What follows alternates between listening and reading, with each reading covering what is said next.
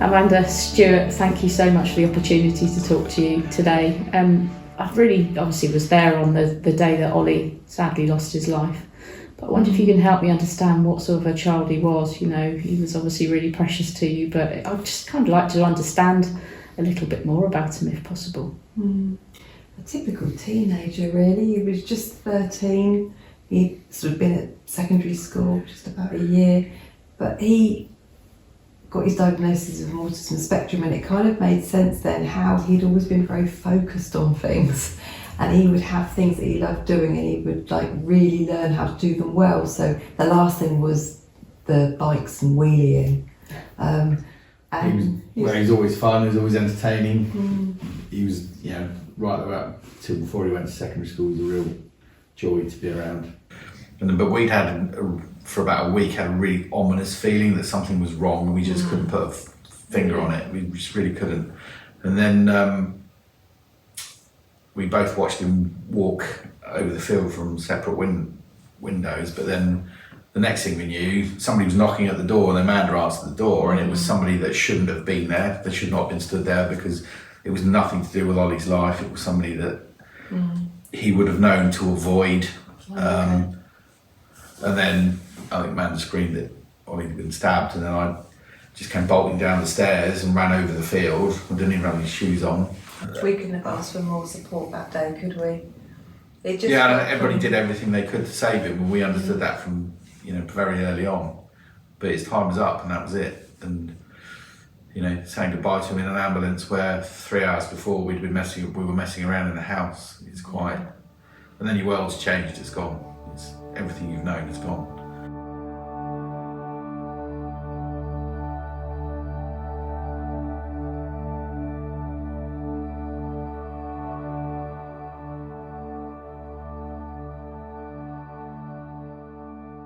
I was really aware when I arrived on scene of the number of people that we had there, but also the bystanders as well. You know, there was people that were involved in the incident, and you know, that had just been enjoying their time in the park that afternoon. You know, they weren't, you know, walking dogs, going for a run. You know, it was almost a little bit surreal.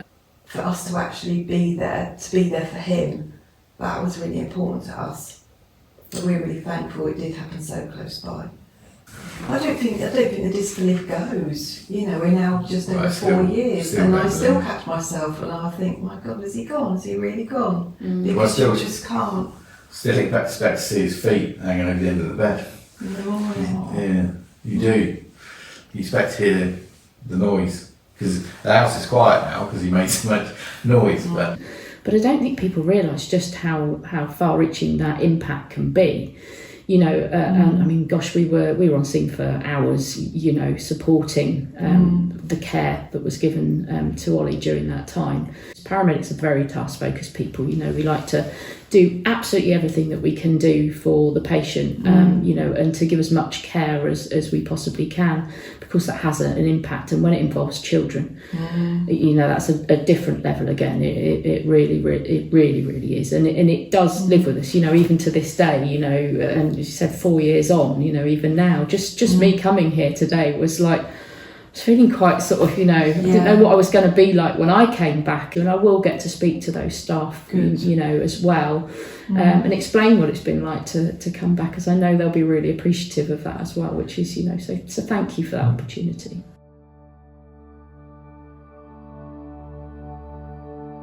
Say, for example, when there was justice for Olly, and so there was convictions and sentencing, I wondered, do people in your team, did they know that? Did they feel like...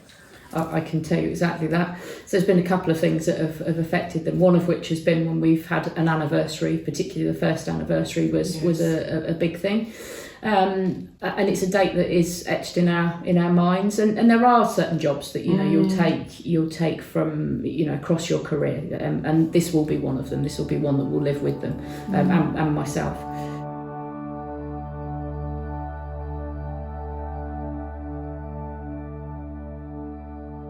if you stab anyone anywhere, it's serious. And it's just getting that message across that just don't carry a blade. Because 9 times out of 10, that blade will be used on you. But I don't think the perpetrators will ever understand the damage they have done. And no. But the laws have done what it can and what it has done, but I don't think they will ever understand the damage they've caused and the harm they've done to other people, like your colleagues. I mean, that's a scar on there.